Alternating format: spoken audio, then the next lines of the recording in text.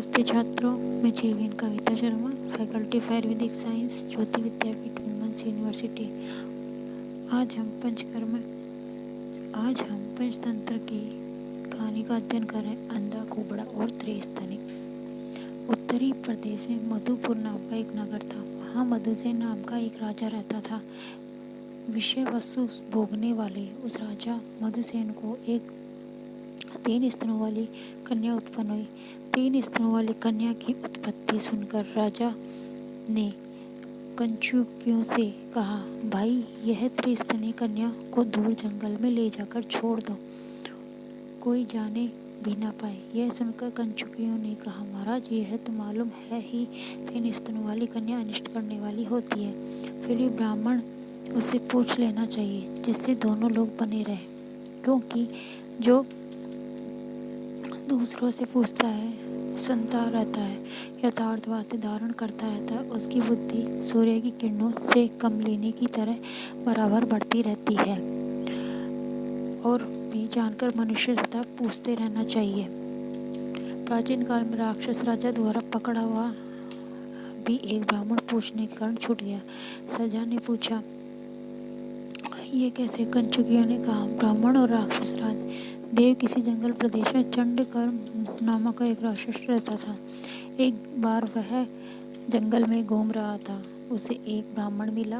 वह उसके कंधे पर कूद कर बैठ गया और बोला, अरे आगे आगे चलो। ब्राह्मण भी बहुत डर गया। वह उसे कंधे पर लेकर चलने लगा। रास्ते में कमल की पंखुड़ियों के समान कोमल राक्षस के पैरों के तलवे को देखकर ब्राह्मण ने पूछा, भाई, आपके पैर क्यों इतने कोमल हैं? राक्षस बोला, भाई, मैंने व्रत रखा है कि मैं गीले पैरों से भूमि का स्पर्श नहीं करूंगा। यह सुनकर ब्राह्मण उस अपने छुटकारा पाने का उपाय सोचता हुआ एक सरोवर के किनारे पहुंचा। वहां पहुंचने पर राक्षस ने कहा, जब तक मैं स्नान और देव पूजा करके न आऊं, तब तक तुम स्थान से कहीं अन्यत्र मत जाना। यह कहकर राक्षस सरोवर में नहाने चला गया। ब्राह्मण ने सोचा कि यह देव पूजन करने के बाद निश्चय ही मुझे खा जाएगा, इसलिए मैं जल्दी से भागूं, जिससे वह गीले पैर मेरे पीछे न आ सके। ब्राह्मण ने वैसा ही किया।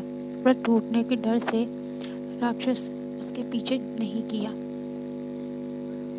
इसलिए यह सब कहते हैं कि जानकर आदमी को भी दूसरे से पूछते रहना चाहिए। बड़े राक्षस से भी पकड़े जाने पर सवाल पूछने से ब्राह्मण छूट गया। उसकी बात सुनकर राजा ने ब्राह्मण को बुलाकर पूछा, हे ब्राह्मण, मेरे यहाँ त्रिस्तनी कन्या का जन्म हुआ है, इसकी शांति का कोई उपाय है या नहीं? ब्राह्मण ने कहा, देव सुनिए, मनुष्य के यहाँ कम या अधिक अंगों वाली कन्या जो पैदा होती है, वह अपने पति और शील का नाश करती है।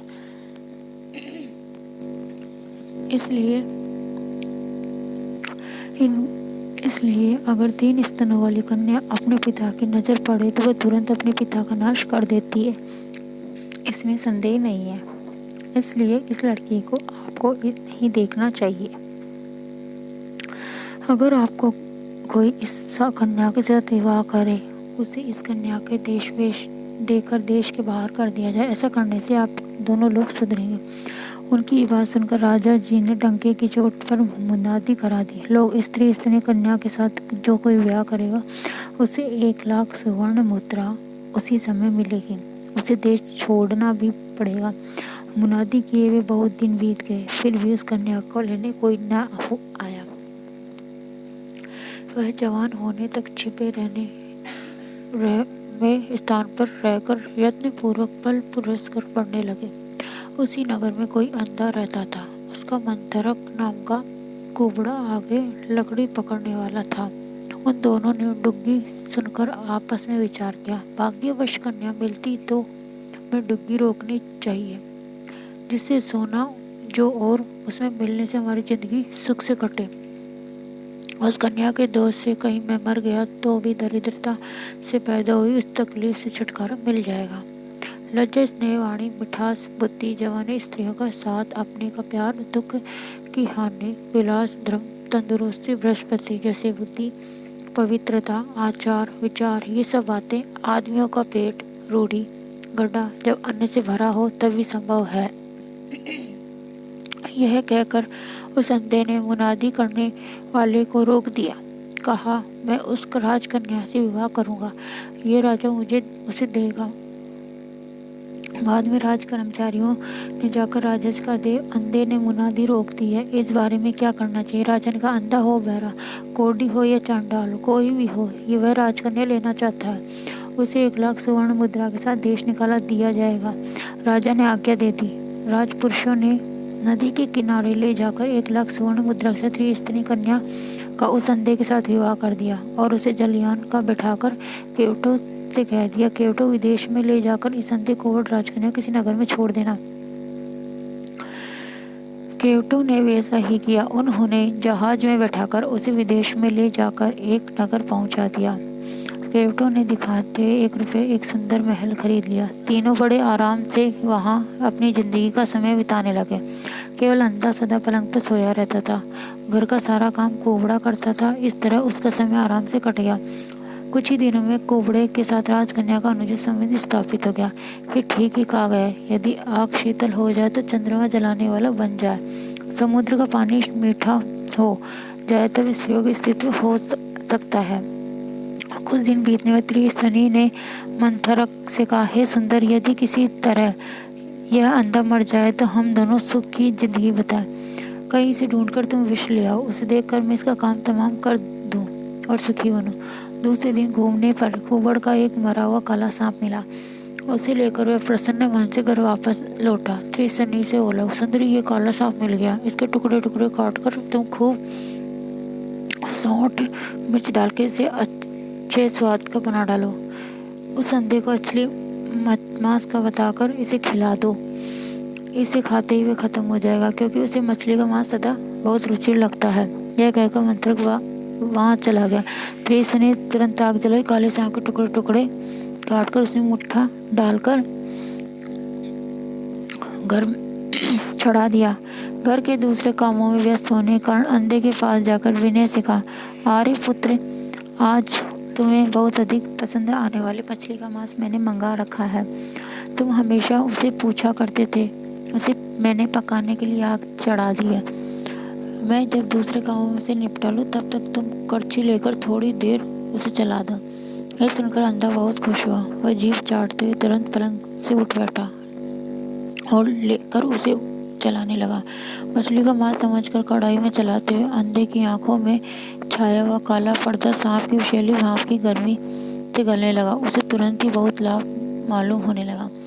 फिर जो उसने खूब फैला कर आंखों से अपनी भाप ली, इस तरह थोड़ी देर में उसकी आंखें एकदम साफ हो गई।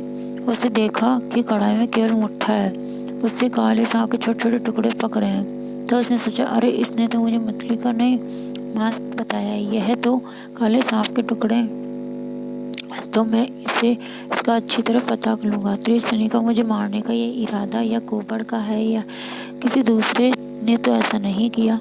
इस तरह की बातें सोचता हुआ वह अपने इरादे को छिपाकर पहले की तरह अंधा बनकर उसे चलाता रहा। इसी बीच कुबड़ा बाहर से आ गया। उसे किसी का कोई डर तो था नहीं। आने के बाद त्रिस्तनी आलिंगन व चुम्बन करने लगा।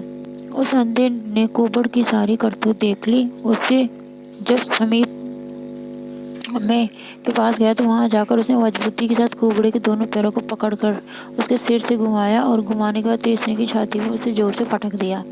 कुबड़े के मारने पर त्रिस्तनी का तीसरा स्तन छाती से भीतर हो गया। जोर से ऊपर घुमाने के कारण कुबड़ की टेढ़ी कमर भी सीधी हो गई। इसी से मैंने कहा, अंधा कुबड़ इत्यादि। यह सुनकर सुवर्ण सिद्धि ने कहा, भाई ये सच है। यद्यपि देव अनुकूल होने के कारण सवर्ण कल्याण ही कल्याण होता है, किंतु फिर भी मनुष्य की सत्पुरुषों का कहना मानना चाहिए। अभी टूटकर भी किसी से नहीं चलना चाहिए। जो बातें न मानकर टूटकर तुम्हारी तरह व्यवहार करता है वह निश्चित ही विनाश के गड्ढे में गिरता है। धन्यवाद।